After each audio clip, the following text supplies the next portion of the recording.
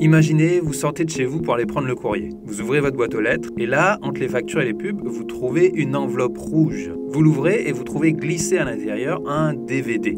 En regardant bien sur l'enveloppe, en cross-lettres rouges, vous voyez écrit Netflix. Tout va bien, c'est normal, ce DVD, vous l'avez loué quelques jours plus tôt, il est arrivé aujourd'hui chez vous par la poste. Ce scénario n'a rien de dingue puisque Netflix était à l'origine une entreprise qui louait des DVD. Enfin, elle l'est toujours, elle continue à envoyer des DVD par la poste aux États-Unis. Mais elle n'est pas vraiment connue pour ce business aujourd'hui. Aujourd'hui, elle est le numéro 1 du streaming et se permet de concurrencer des entreprises comme Disney ou Amazon.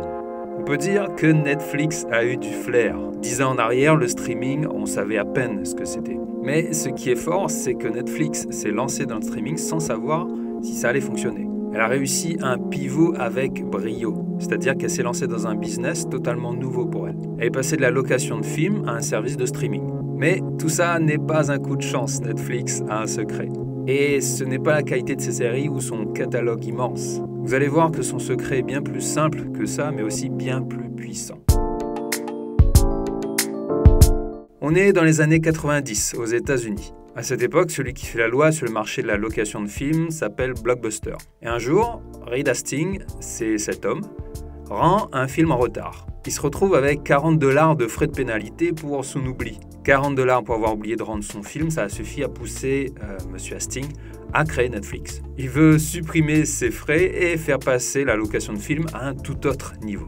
Il fait alors le pari de pouvoir proposer des films en location en les envoyant par courrier. Plus besoin de se déplacer, les films arrivent directement chez vous. Jusqu'à 4 DVD dans l'enveloppe. Ça fonctionne, mais Netflix n'a pas encore détrôné Blockbuster à ce moment-là. Les choses commencent à changer lorsque Netflix s'aperçoit de l'arrivée du DivX. Vous savez, c'était ces films que l'on pouvait mettre sur un CD. On est début 2000 et Internet se développe. Il est maintenant possible de télécharger un film entier. Netflix se rend compte de ça. Mais elle se rend compte surtout que beaucoup de personnes préfèrent avoir un film maintenant tout de suite chez eux que d'attendre et de l'avoir en meilleure qualité. Ils comprennent qu'il y a quelque chose à faire avec Internet. Mais le vrai déclic se fera lorsque YouTube fera son apparition. Là, il n'y a plus de doute, les gens veulent du streaming. Netflix décide alors de se mettre sérieusement à cette technologie de délaisser lentement son activité de location. Mais attention, remettez-vous dans le contexte. On est en 2005, YouTube vient tout juste d'apparaître et 99% des gens regardent toujours leurs films sur DVD. Le pari que fait Reed Hastings, le patron de Netflix, est dingue. Il risque son entreprise sur une technologie qui n'a pas encore fait ses preuves. Mais au final, pari gagnant lorsqu'on regarde ce que Netflix est devenu aujourd'hui. Blockbuster, lui, n'a pas réussi à se renouveler et disparaît. Et si je vous disais maintenant que ce changement de stratégie Netflix n'est pas un coup de génie? Et si je vous disais qu'il y a quelque chose caché derrière ce succès? Un ingénieur chez Netflix a déclaré ça. Plus de 80% des contenus visionnés par nos utilisateurs sont des recommandations. Si Netflix marche si bien, c'est que ces recommandations fonctionnent. Netflix arrive à nous donner envie de regarder encore et encore des séries. Le côté malsain, c'est que certains en deviennent accros. L'algorithme de recommandation est diaboliquement efficace. Mais ça n'a pas toujours été le cas. Regardez ce que le patron de Netflix répond lorsqu'on lui pose la question des recommandations sur sa plateforme. Everyone would rate Schindler's List 5 stars, and then they'd rate Adam Sandler, the do-over 3 stars. Okay, but in fact, when you looked at what they watched, it was almost always Adam Sandler.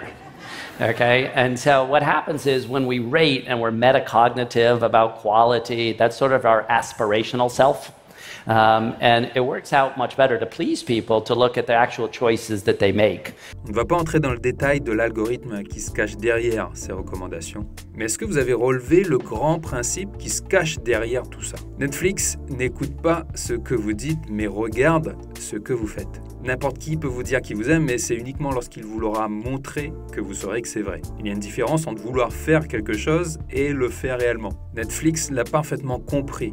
Ça a l'air de rien comme ça, mais vous retrouvez ça partout chez eux. C'est même le cœur de la stratégie de l'entreprise depuis le début.